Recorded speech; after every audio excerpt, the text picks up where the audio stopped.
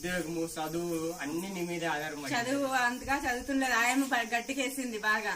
చదువు ఉద్యోగము అన్ని ఆధారపడిందే వచ్చాము. ఈఎం నుంచి అన్ని బయటకు వచ్చిండేది మేము.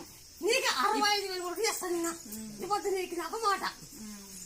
అంతే నిన్ను నమ్ముకునే మేము మా పిల్లలకి కొంచెం ఏమైనా బాగాలేకున్నా ఏమైనా తలుసుకొని బొట్టు పెడితే అదే మాకు సమాధానం. అంతే, డాక్టర్ కాదు ఇంకోటి కాదు. కానీ కన్నా తర్వాత జాబ్ వస్తుందో లేదో అనేది డౌట్ ఉంది. రెసెషన్ పీరియడ్ అసలు పాస్ అవుతాడో లేదో నమ్మకమే ఉండలేదు. వాళ్ళ అమ్మకైతే వాళ్ళ అమ్మకి క్లియర్ అయిండే వాళ్ళకి ఇప్పుడు జాబ్ రాలేదు. మా బ్యాచ్ లో ఫస్ట్ నాకే జాబ్ వచ్చింది. ఇంకా నాకన్నా ఫస్ట్ పాస్ అయిన వాళ్ళు జాబ్ రాలేదు, నాకే జాబ్ వచ్చింది. బెంగళూరులో వచ్చింది జాబ్. ఈడికి వచ్చినప్పుడే ఇంట్లో ఈ సమస్య ప్రతి చిన్నదానికి ఈడికి వచ్చినాక మళ్ళీ పాస్ అయిండేదే ఇక్కడికి వచ్చినాక. హాస్పిటల్ తీసుకుపోయినా అన్ని హాస్పిటల్ తిరిగి ఇంకా హాస్పిటల్